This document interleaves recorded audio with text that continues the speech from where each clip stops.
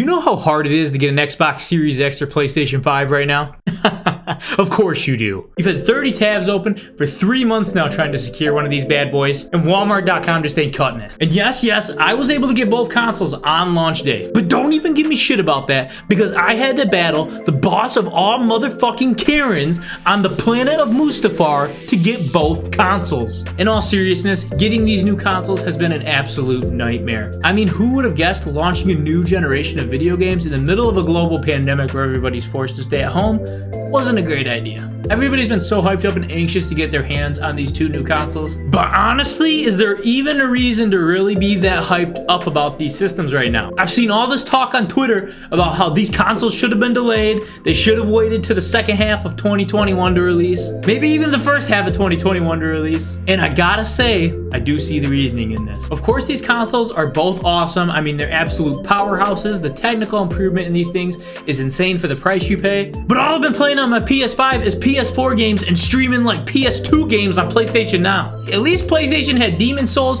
and that rage alone justified me paying $500 for the system. I love paying money to get pissed, damn it. And even though Miles Morales did launch on the PS4, the ray tracing looked absolutely wonderful on the PS5, and I thought that even justified my purchase for the system on launch day. And don't even get me started with the Xbox Series X, which literally launched with 0 console exclusives. F in the chat for Halo Infinite. I mean, you get so hyped to get the brand new console. You get this beautiful, handsome man, look how pretty he is, on the back of the box, and you don't even get to play it till next fall. And hell, you could even play it on the Xbox One in the fall. If I didn't love tech so much and I didn't love video games so much, my $500 wouldn't be justified. But come on, there's usually that one huge game that everybody's hyped about and really justifies your purchase. And even if it doesn't justify it, you don't give a shit because you're so hyped to play that one goddamn new game. And for some people that was Demon Souls on the PS5, but you know, that game's just not for everybody. Everybody doesn't want to go through physical pain while they play a game.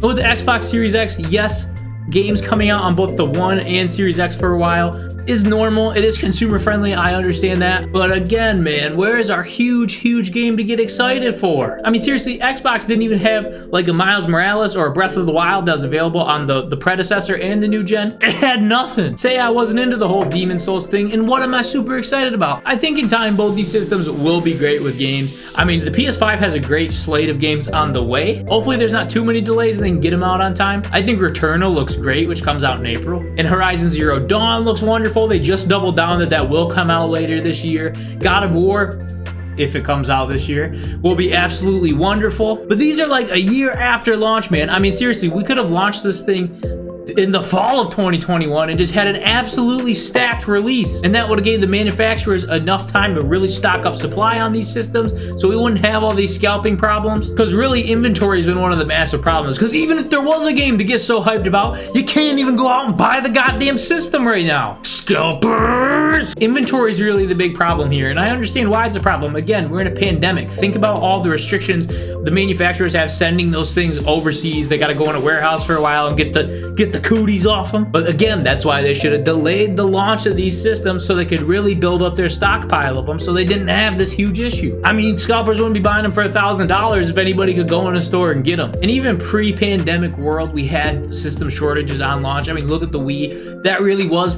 Battle of the Karens. But that was only for like the month of launch and maybe a half a month after launch. I mean, 3 months after the Wii launched, you could go in a store and get one. It might take a time or two, but you would get one. And recently, AMD, who makes the processors in both of these systems, said their shortage will continue into the second half of 2021, meaning that they're not going to be able to make a ton more of these. They have to go with AMD's supply there. So really, there's not even a light at the end of the tunnel there. So not only are we dealing with the lack of next-gen games or the lack of next-gen stock, but we're also facing technical issues, baby. Because damn did these things have some problem on launch, and that's not unusual for system launch. I mean, seriously, look at the PS3 and the Xbox 360. I'll never fucking forget the Red Ring of Death. That was the most terrifying thing ever for 10-year-old Ryan. But there's still some problems that they probably could have worked out. So the Xbox Series X model, the one with the disk drive, was having problems reading discs. Obviously, that's not everybody's. It's pretty isolated incidences. But still, as somebody who dealt with a 360 that broke 3 times from not being able to read discs, it's pretty irritating. And I can't even imagine on launch day being like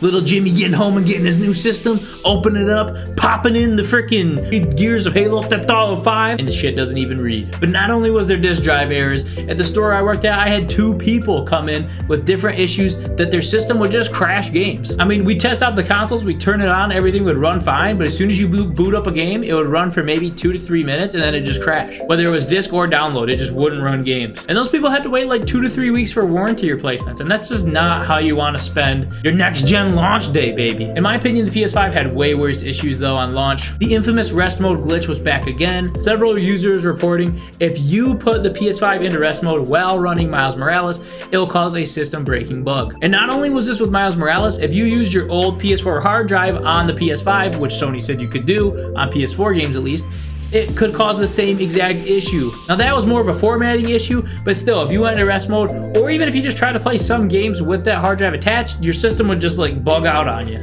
Now it wasn't necessarily bricked in all cases, but those people had to factory reset their console if it wasn't bricked. Meaning all their shit just got deleted, man. That's, again, not a way you want to spend launch day. A friend of mine even said if he used his Ethernet port on the console, he wouldn't be able to connect to PSN or the internet with it. But if he used Wi-Fi, it would work. After looking it up, I saw other users have the same problem. So the PS5 had some ugly ass kinks to work out. Now again, I battled the boss of all Karens on Mustafar to get both consoles, and I can tell you I had 0 issues with mine, but I did accidentally put my PS5 in rest mode and shit my pants, but it worked out okay for me. And I really am enjoying these new consoles. I sound super harsh and super critical on them right now, but that's just because I want to step into the perspective of the people saying it should be delayed. Now honestly, do I think it should have been delayed? I think it could have been delayed. You know, for next gen experiences, it's pretty dry right now. You could have put Miles Morales out on just the PS4 and then did an upgrade like you do several other backwards compatible games. The Xbox definitely could have waited. Again, there was no Series X exclusive stuff on it. A lot of cool features. It's a very fast system. I love the 120 frames per second,